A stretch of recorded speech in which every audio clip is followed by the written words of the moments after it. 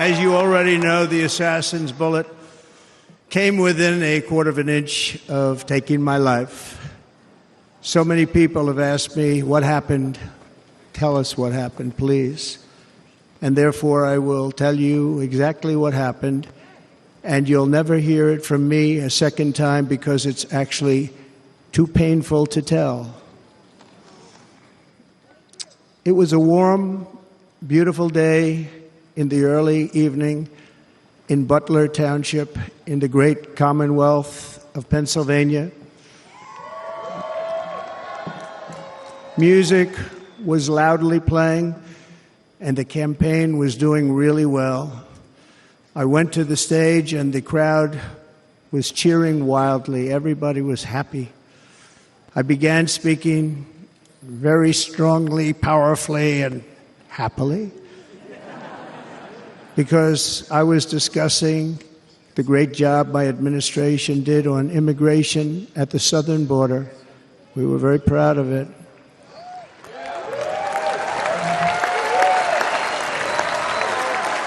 Behind me and to the right was a large screen that was displaying a chart of border crossings under my leadership. The numbers were absolutely amazing. In order to see the chart, I started to, like this, turn to my right and was ready to begin a little bit further turn, which I'm very lucky I didn't do, when I heard a loud whizzing sound and felt something hit me really, really hard on my right ear.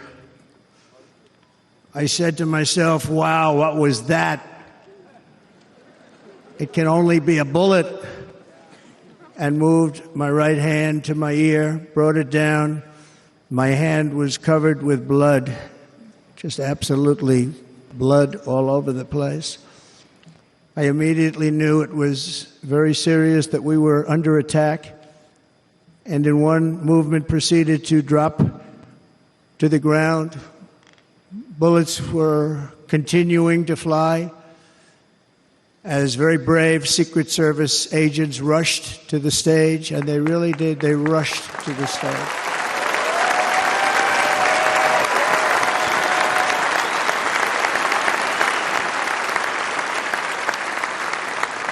These are great people at great risk, I will tell you, and pounced on top of me so that I would be protected.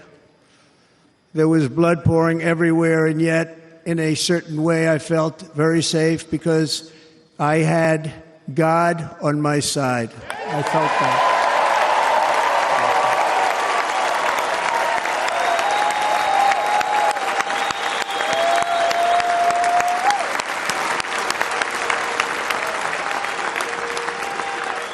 The amazing thing is that prior to the shot, if I had not moved my head at that very last instant, the assassin's bullet would have perfectly hit its mark, and I would not be here tonight. We would not be together. The most incredible aspect of what took place on that terrible evening in the fading sun was actually seen later. In almost all cases, as you probably know, and when even a single bullet is fired, just a single bullet, and we had many bullets that were being fired, crowds run for the exits or stampede, but not in this case. It's very unusual.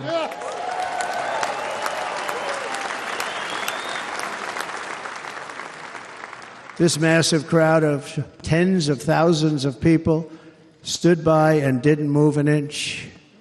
In fact, many of them bravely, but automatically stood up looking for where the sniper would be. They knew immediately it was a sniper. And then began pointing at him. You can see that if you look at the group behind me. That was just a small group compared to what was in front.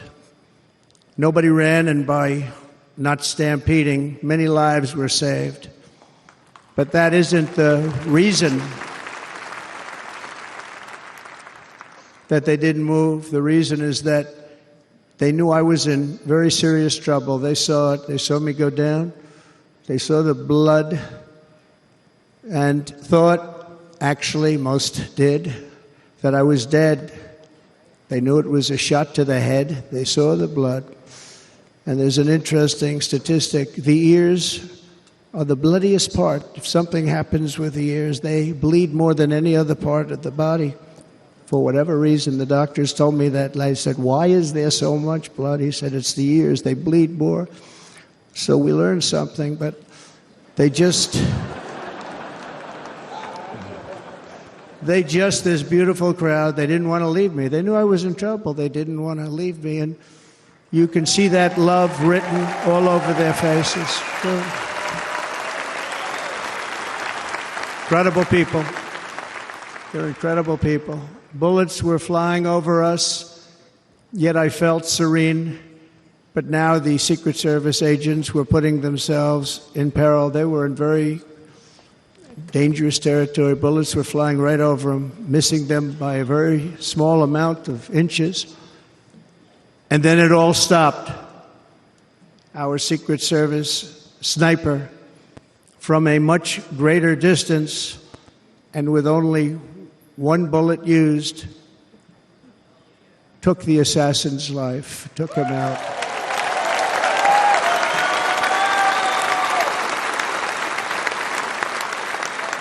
I'm not supposed to be here tonight. Not supposed to be here. Yes, you are. Yes, you are. Yeah.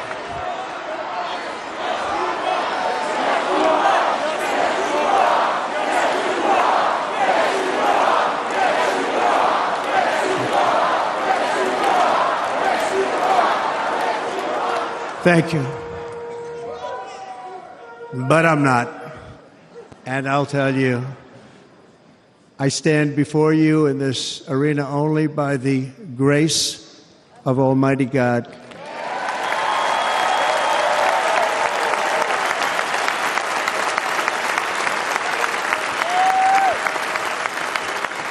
In watching the reports over the last few days, many people say it was a providential moment.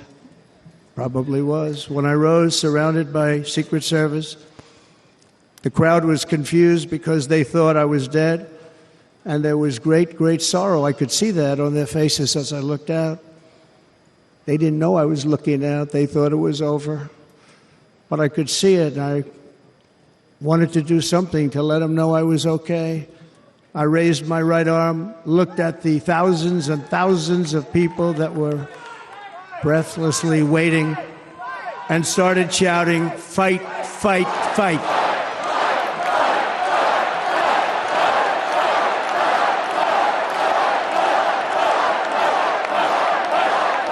Thank you. Once my clenched fist went up, and it was high into the air. You've all seen that. The crowd realized I was okay and roared with pride for our country like no crowd I have ever heard before. Never heard anything like it. For the rest of my life, I will be grateful for the love shown by that giant audience of patriots that stood bravely on that fateful evening in Pennsylvania. Tragically, the shooter claimed the life of one of our fellow Americans, Corey Comparator. Unbelievable person, everybody tells me. Unbelievable. And seriously wounded, two other great warriors. Spoke to them today. David Dutch and James Copenhaver, two great people. I also spoke to all three families of these tremendous people. Our love and prayers are with them, and always will be. We're never going to forget them. They came for a great rally.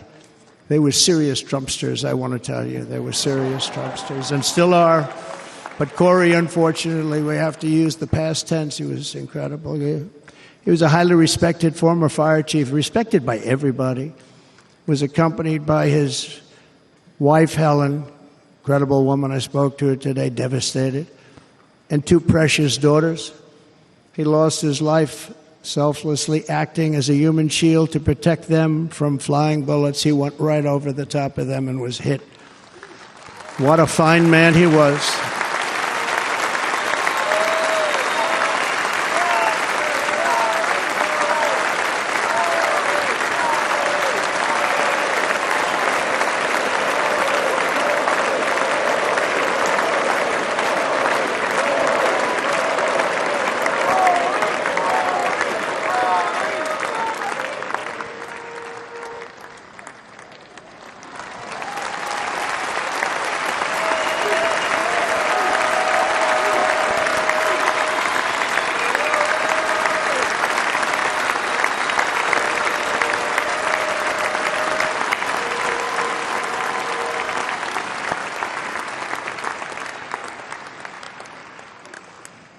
I want to thank the fire department and the family for sending his helmet, his outfit, and it was just something, and they're going to do something very special when they get it. But we did something which cannot match what happened, not even close.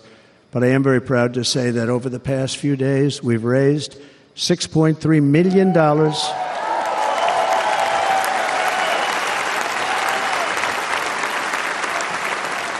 for the families of David, James, and Corey, including from a friend of mine just called up. He sent me a check right here. I just got it. $1 million from Dan Newland. Thank you, Dan. And again, when speaking to the family, I told them, I said, well, I'm going to be sending you a lot of money, but it can't compensate. They all said the same thing. You're right, sir. We appreciate so much what you're doing, but nothing can take the place in the case of Corey. And the other two, by the way, they were very, very seriously injured, but now they're doing very well. They're going to be okay. They're going to be doing very well.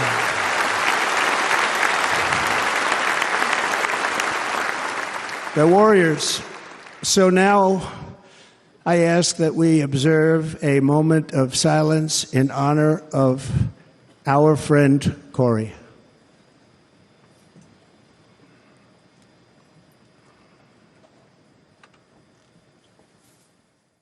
Visit our site, EnglishSpeechChannel.com, for exclusive access to video transcripts, offline audio, English lessons, and private classes.